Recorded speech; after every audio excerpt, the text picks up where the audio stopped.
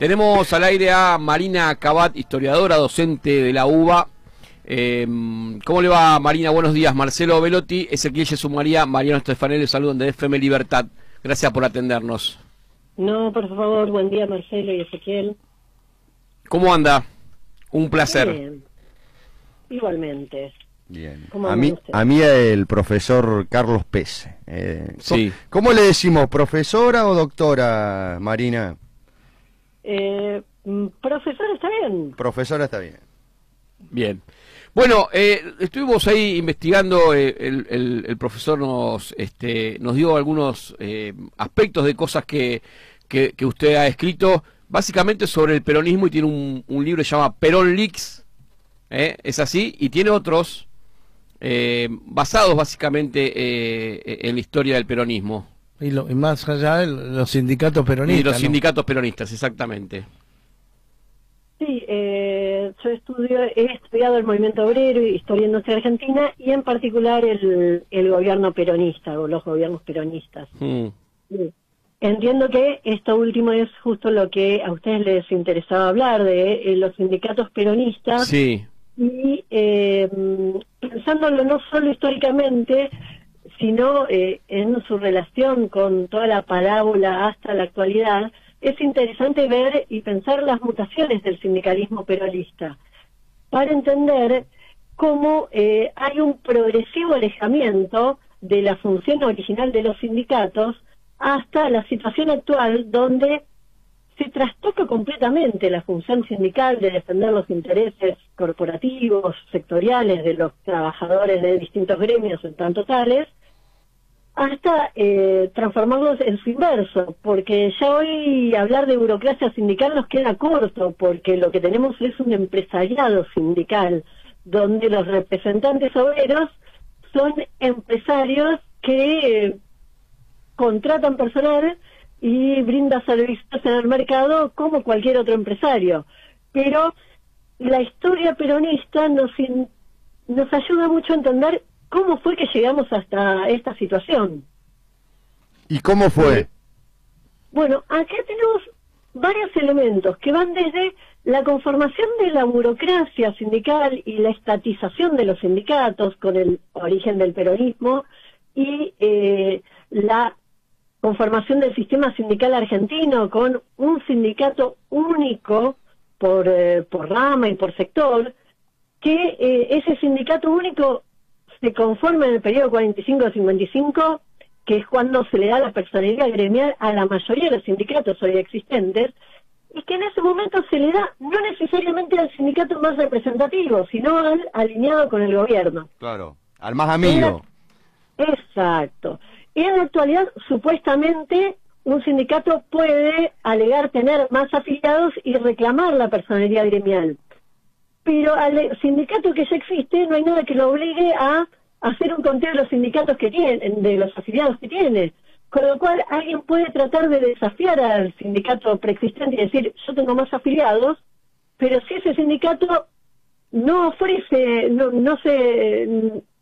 no ofrece voluntariamente los datos de cuántos afiliados tiene, no se hace la compulsa, no se hace la comparación, y ese sindicato, como pasa con la UTA en el subte de Buenos Aires, sigue quedando como el representante de los trabajadores del sector por años, sin ser desafiado por otros sindicatos rivales. Y al mismo tiempo la legislación que rige la vida interna de los sindicatos dificulta una renovación desde adentro. Bien. Sí, Marcelo. No, o sea, el gobierno o los gobiernos de Perón le dieron representación a los sindicatos amigos. Yo puedo entender que es la UOM, que en ese momento estaba en crecimiento, y hoy tenemos, como vos decís, parte del gremio de los subtes que no es reconocido como gremio. Y hay algunos otros más que andan dando vueltas. Exactamente. Entonces, está bloqueada por distintas vías la renovación desde dentro del sindicato, y al mismo tiempo también está bloqueada por fuera del sindicato a partir de la constitución de un sindicato rival que logra afiliar a gente y obtener la personería. Pero esto es todo un proceso y que no tiene que ver solo con esto. ¿Por qué? Porque en la primera etapa de las primeras presidencias de Perón se da esto de el sindicato único y se le torna personería gremial a sindicatos afines. Por ejemplo, la UOM era nueva, pero había sindicatos de construcción del PC muy importantes y esos son desplazados. Pero al mismo tiempo, no solo eso, sino que hay todo un proceso creciente de estatización del movimiento obrero. Porque hay un sindicato por rama, eso hasta en algún lado juega a favor del movimiento obrero, porque si bien limitaba la competencia, limitaba la izquierda, etcétera, evitaba la debilidad por fracciones. Pero, sí. ¿Qué ocurre? Ese sindicato único queda subordinado al Estado. Esto se da en progresivos pasos, pero inicialmente la CGT, si bien apoyaba a Perón, había hecho campaña por la elección de Perón, buscaba mantener cierta independencia del gobierno. O sea, yo te apoyo, pero sigo demandando cosas para mi gremio, para los trabajadores en general, tengo cierta independencia. Ahora, eso se mantiene en los primeros años, en los cuales Cipriano Reyes, Luis Gay, sindicalistas con cierta trayectoria y que habían tenido un rol importante en el 17 de octubre, mantienen el control de los organismos gremiales y de la CGT, ganando las elecciones de la CGT. Pero, después de que Luis Gay gana las elecciones renovando su mandato en la CGT, Perón lo empieza a presionar para que lleve su política, quiere ponerle asesores que definan su política en la CGT, Luis Gay lo rechaza, y empieza a tener una campaña de hostigamiento y lo obliga a renunciar, después de haber metido preso a Cipriano Reyes. Cuando Luis Gay renuncia y Perón pone una figura intrascendente, pero alineada con él, en la dirección de la CGT, se acaba la independencia del movimiento obrero y queda subordinado al Estado. El sindicalismo declara su adscripción al justicialismo, cada sindicato en su estatuto pone, y esto permanece hasta hoy en día en muchos estatutos sindicales, su adhesión al peronismo, con lo cual para alguien ser integrante del sindicato debía ser peronista, y no ser peronista era motivo para desafiliarlo, expulsarlo del gremio, y de esa manera se deshacen de dirigentes sindicales opositores. Un delegado que molestaba en una fábrica, que molestaba al empresario, al patrón, era dejado sin fueros gremiales por la vía que el sindicato lo expulsaba del sindicato y le daba libertad al empresario para sacárselo de encima. En esta etapa, sí. Sí, Mariano le habla. Muchas gracias por la nota. La pregunta mía es, ¿qué función cumplen hoy los sindicatos? Es decir, porque si bien sabemos que son empresarios, pero ¿qué función cumplen en apoyo a la gobernabilidad? A ver, yo creo que en este momento ninguno, porque son un factor más del proceso de descomposición política general. Cuando los partidos políticos no representan a quien dicen representar, sí, que lo vemos hoy en una puja y en una supuesta grieta entre distintos partidos que expresan intereses de distintos sectores empresarios, pero que llevan adelante las mismas políticas de ajuste, esos partidos no pueden canalizar realmente proyectos políticos progresivos. Y lo mismo pasa con los sindicatos. Los sindicatos no juegan un rol político porque no representan a quienes dicen representar. Y en ese sentido contribuyen al clima de descomposición y enrarecimiento de todo el sistema político argentino. donde la corrupción reina en distintos espacios, incluyendo el espacio sindical, y donde quien podría expresar, y su función sería expresar las demandas de los trabajadores, al menos no en el plano político, en el plano estrictamente gremial, de sus condiciones laborales, de sus condiciones salariales, en este contexto de elevada inflación, no lo hacen. No lo hacen, ¿por qué? Porque están asociados a el sector empresario a un nivel extremo, en un proceso que viene desde esta etapa inicial del peronismo, que tiene que ver con que los sindicatos, en todo el entramado político peronista, que siempre está muy asociado no al desarrollo de un Estado productivo con un Estado fuerte, sino a un Estado que terceriza en empresas privadas cualquier iniciativa, ¿sí? Y de ahí si se quiere, la fractura de las empresas estatales. Escuché que estaban hablando de YPF antes, ¿sí? Y esa canibalización de las empresas estatales al servicio de financiar distintas empresas privadas que son sus beneficiarias en tantos clientes con precios subsidiados o en tanto empresas proveedoras de servicios a precios ventajosos para ellas.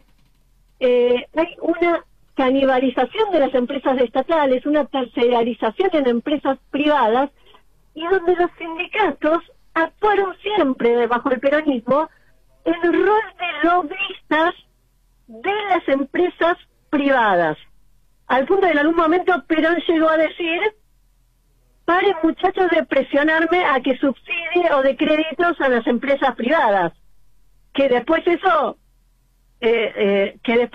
financia el Estado. Claro. Pero esa era la lógica del peronismo, y sigue siéndola, por la cual los sindicalistas se sumergieron en el mundo del Estado, del mundo empresarial, y en algún momento decidieron dejar de ser lobistas para otros empresarios privados y transformarse ellos mismos en empresarios privados, a un nivel que hoy es escandaloso. Bueno, de hecho, Marina, perdón, Pedraza, que es uno de los responsables de la muerte de Mariano Ferreira, tenía empresas vinculadas a los trenes con trabajadores tercerizados. Tenía muchas empresas, como la gran mayoría de los sindicalistas, porque sindicalistas, digamos, de los sindicalistas viejos, de los gordos. Pero digo, lo que está describiendo es una locura, y lo que vos estás diciendo, digo, sindicalistas transformados en empresarios, o sea, es increíble. Bueno, el Caballo Suárez, el del gremio de los portuarios,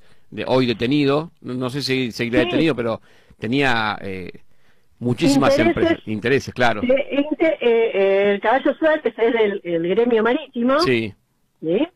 Amigo de Cristina, en palabras de Cristina, y como dirigente del sindicato marítimo, una de las empresas que tenía era empresas que se dedicaban al remolque y asistencias de embarcaciones.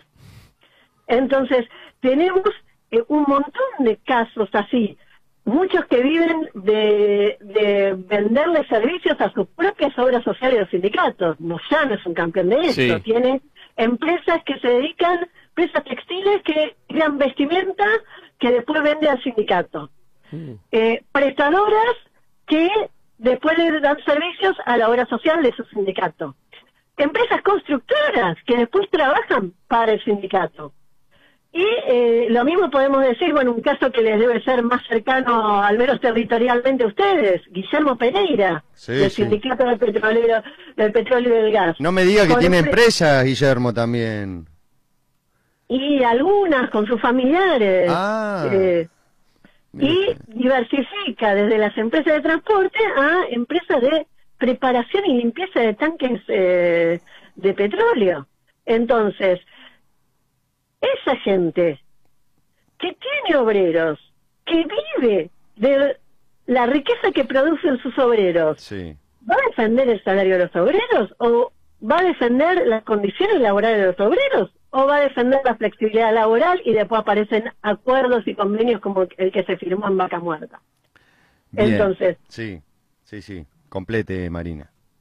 Entonces, un sindicalismo que fue sufriendo distintas metamorfosis a lo largo del tiempo, sí, y que en distintos gobiernos peronistas hubo hitos donde fue perfeccionando la legislación que atornilló a estos dirigentes a sus puestos, porque yo hablaba de la legislación inicial del peronismo, pero cuando volvió el peronismo al poder en los 70, en el medio de gran movilización social y que muchos gremios se habían recuperado por el clasismo, ¿qué hizo Perón? La ley de asociaciones profesionales, que le dio periodos más largos a los sindicalistas, más facilidades para la renovación, para intervenir seccionales, para intervenir comisiones internas opositores.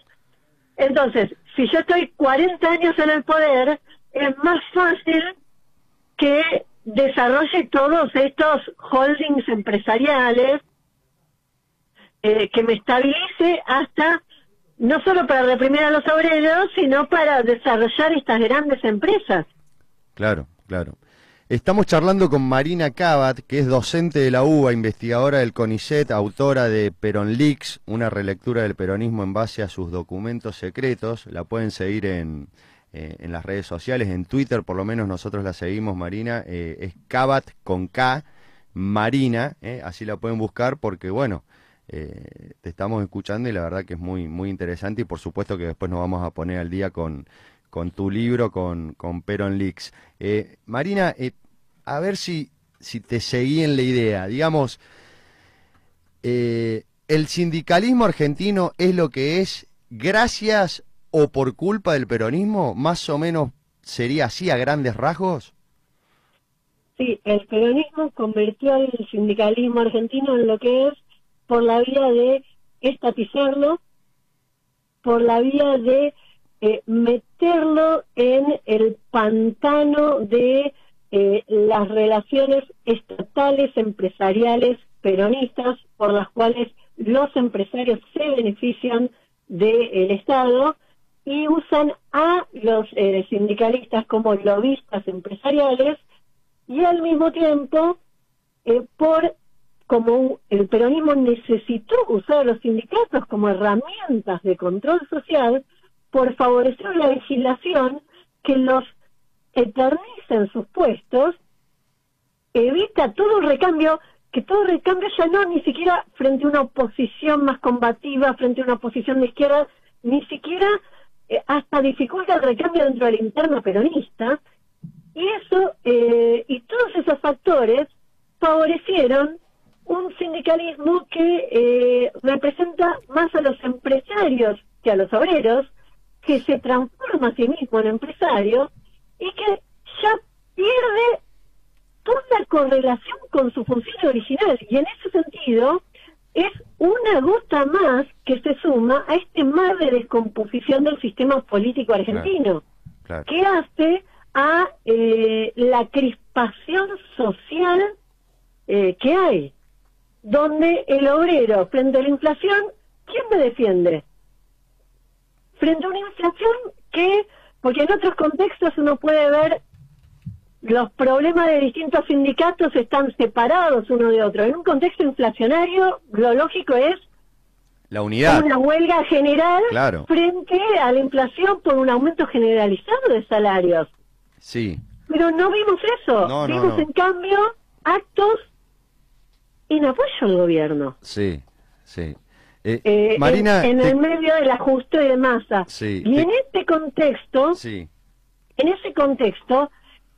es el deterioro del sistema político donde quien tiene un malestar no encuentra dónde encauzarlo, porque no encuentra dónde encauzarlo políticamente ni gremialmente. Sí. En términos políticos, yo pertenezco a Vía Socialista, un partido político nuevo con una serie de proyectos muy concretos para Argentina, y que en el plano sindical planteamos la derogación de todas estas leyes que impiden la democracia sindical y la expresión de intereses genuinos de los obreros en los sindicatos. A eso iba, Marina, a eso iba. Te quería preguntar dos cosas cortito porque ya estamos en el cierre. Yo sé que es un tema complejo y que da para hablar muchísimo, pero lo más sintético que puedas.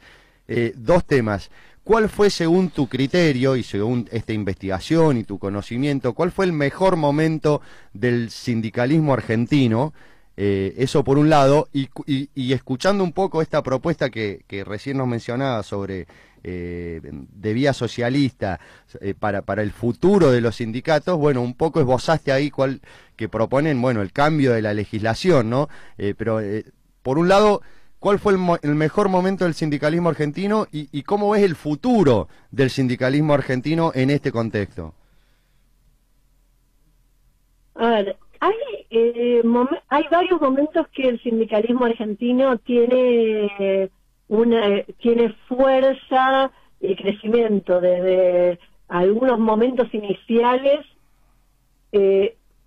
a la década del 60, la segunda mitad de la década del 60. Pero hay momentos un momento que yo quisiera señalar, sí, porque es un momento muy olvidado, que es un momento de mucho crecimiento sindical, que es el momento que coincide con el crecimiento del Partido Comunista en la Argentina. Antes de que el Partido Comunista se ligara tanto a los frentes nacionales y que desarrollara cuando estaba desarrollando en los sindicatos una política estrictamente clasista, y no había una alianza con la pequeña industria, etcétera, y que es el momento en que el sindicalismo argentino, sí, en inicios de los 30, logra hacerle frente a la crisis de los 30 y logra, en una situación muy difícil, mejorar las condiciones de los trabajadores en la Argentina, que esto es un hecho poco conocido, que fuera del impacto más inmediato de la crisis del 30, los obreros argentinos del 33 en adelante empiezan a recuperar salarios. Y tiene que ver con una capacidad de un sindicalismo que busca ser autónomo, que está muy ligado a los intereses de base y a proyectos de transformación más amplia de la Argentina. O sea, más genuino, un sindicalismo más genuino. Un sindicalismo más genuino y que sin desconocer, sin aislarse de la política general, defiende en cada lugar de trabajo los intereses de los obreros de cada sector, con un conocimiento muy acabado de los intereses y las necesidades reales, desde los obreros de la construcción hasta los obreros yerbateros de Misiones, con un crecimiento muy fuerte de sindicatos de obreros rurales a nivel nacional. Me parece muy destacable esa etapa por lo que implicó para los sindicatos a nivel nacional. Digamos que sería más o menos, para ubicarlo en el tiempo, como vos decías, la década del 30, después de la crisis, y bueno, no existía el peronismo, ¿no? Como pequeño detalle, todavía. Y hacia el futuro, ¿qué ves? ¿Cuál es el futuro que ves del sindicalismo argentino? Digo, ¿en este contexto se puede mejorar o si no hay un cambio de raíz, un cambio de leyes, esto va a seguir así? Se puede mejorar, pero realmente requiere un cambio de leyes. Vos pensá que, a diferencia de los 60-70, que hubo un recambio gremial muy fuerte después del Cordobazo, el 2001, el argentinazo, pasó sin grandes, sí las hubo, ceramistas en Neuquén, hubo sectores sindicales docentes en seccionales en algunas provincias, sí, pero no hubo a nivel nacional un cambio en la dirección gremial equivalente al que hubo en la década del 60. Y esto tuvo que ver con esta ley de asociaciones profesionales que puso el peronismo en el 75 y que impide un recambio. Con lo cual, de alguna manera, el cambio del paradigma sindical requiere un cambio político que busque romper con esto, ¿sí? Que piense, obviamente, un cambio político requiere un cambio de un proyecto de país, un cambio que piense el Estado como un Estado productivo y no un Estado al servicio de las empresas privadas, y que vea en los sindicatos y en el movimiento obrero un aliado, pero tiene que ser un sindicalismo genuino, no empresarios vestidos de sindical, Claro. ni lobistas empresariales. Marina, le hago la última de mi parte, porque ya estaba pasado el tiempo, pero quería saber, porque también vi que habías escrito sobre la relación del peronismo con la justicia. Bueno, es una relación que ha sido muy problemática. Vos pensás que Perón, en su gobierno, una de las primeras cosas que hace es crear una corte adicta, haciéndole un juicio a la corte preexistente, acusándola, entre otras cosas, de avalar el golpe militar que Perón había presidido, ¿sí? Acusándola de avalar el golpe militar del 43. Tras el golpe militar del 55 que destituye a Perón, Sí. un montón de figuras peronistas van a ser perseguidas judicialmente. Algunas por razones políticas, otras por casos de corrupción o hasta por represión política. En el momento del pacto Perón-Frondizi, se acuerda un indulto generalizado que no iba solo a los casos políticos, sino a todos los casos de corrupción, a los casos de represión política, y policías represores quedan liberados a partir de ese indulto.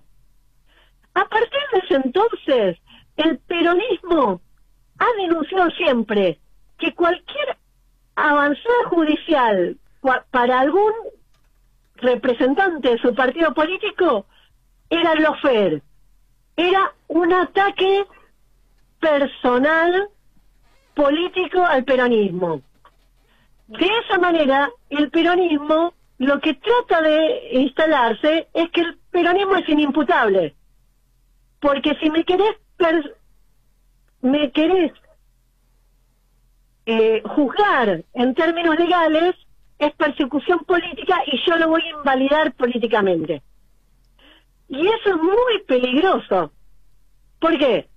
Porque si no hay canales legales para resolver situaciones irregulares de la vida política o casos de corrupción, ¿por qué vías se van a resolver? Entonces, es muy lamentable el atentado que sufrió la vicepresidenta, pero también es lamentable los dichos posteriores de Kicillof que vinculan el atentado al juicio. O estábamos hablando de sindicatos, lo que dijo Sergio Palazzo de la bancaria, que dice, hablando del Poder Judicial, le ponen el arma en la mano simbólicamente a estos actores.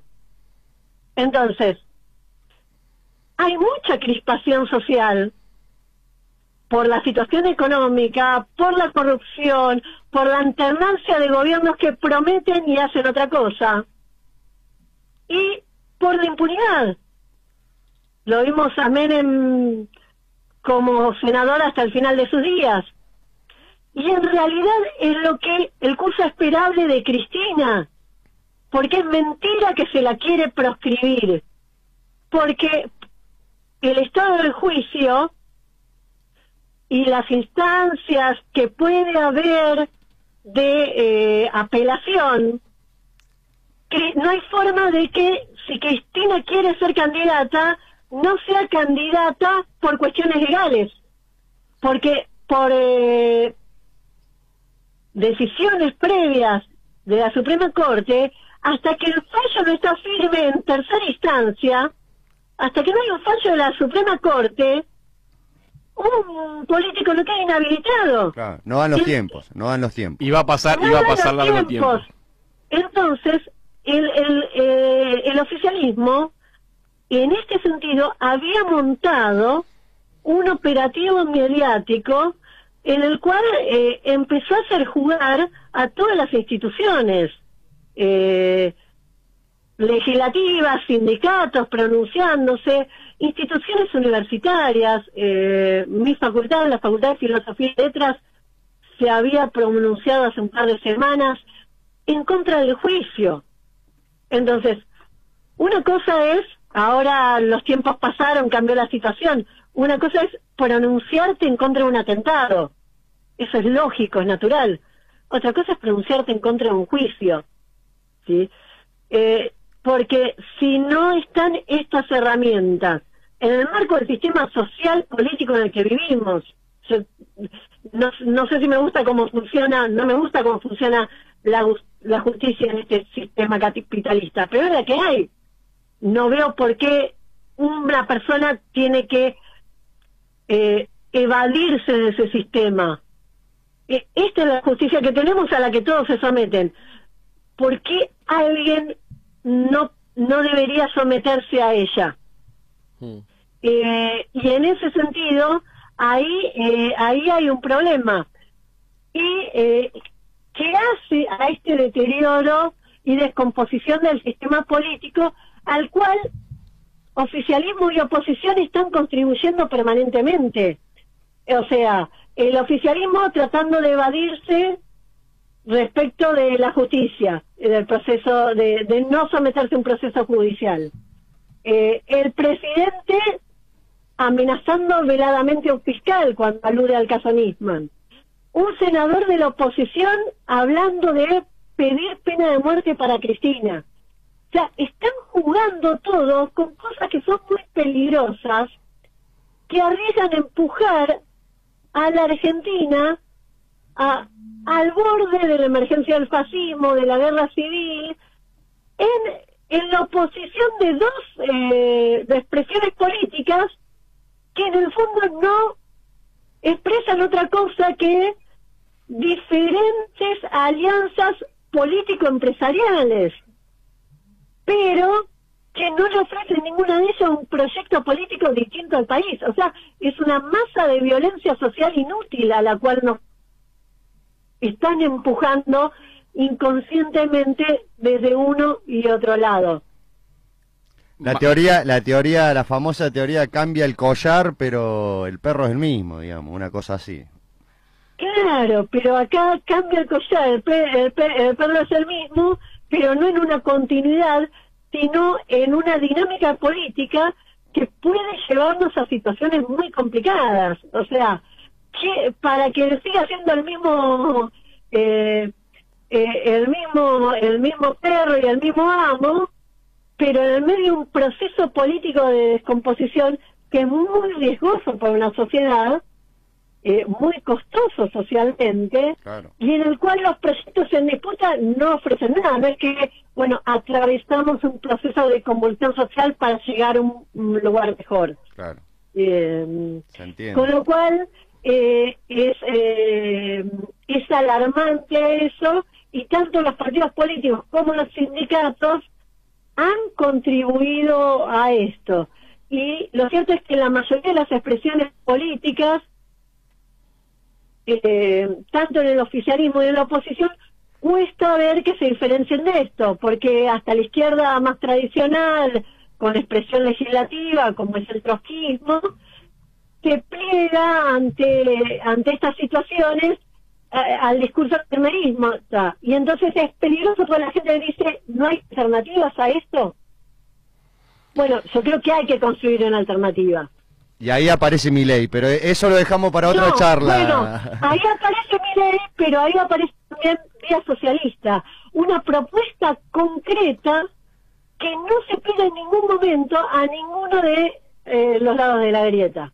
Pero bueno, eso quizás en otro momento les invito no solo a que lean PeronLeaks, sino a que lean también Argentina 2050, una vía de desarrollo posible, que es el proyecto de gobierno, la plataforma con la cual Vía Socialista sale a decir, es verdad que este sistema no da más, en eso Milei tiene razón, pero no es la salida la que propone Milei, es esta que nosotros estamos planteando y que estamos invitando a un montón de personas de distintos sectores a discutirla.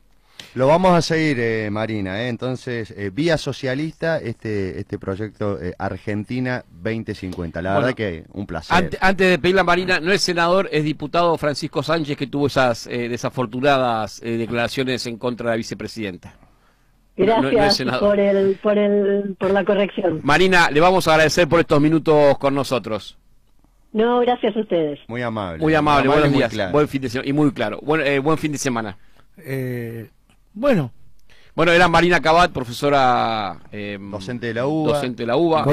investigadora de CONICET. Más claro, échele agua. Tuve una reminiscencia. Es decir, era para hablar Se le 4 o hacía 5 agua a horas. la ¿no? boca a Marcelino. No, En porque- la última no, parte. porque No, cuando pero yo yo entendí digo- ciertas cosas. No, cuando yo digo que el kirchnerismo tiene cosas del peronismo del pasado. No, es no, no, así. pero ella nunca habla del kirchnerismo, eso es lo que usted... Peronismo. Del peronismo. Pero estos no son peronistas, pero Estamos- tiene reminiscencia del No, peronismo de los no, 50. ¿cómo Bueno, que pero no? para que quede claro, Vía Socialista Argentina 2050 es la propuesta del espacio que integra Marina Cabat, que es docente de la UBA, con quien charlábamos Claro, recién. uno pide... Y que tenemos que leerlo, Perón no, Leaks. no sabía que existía este libro. Sí. Muy gracias al profe que Sí. nos ayudó con esta Sí, nota, sí, a sí. Carlitos Pese.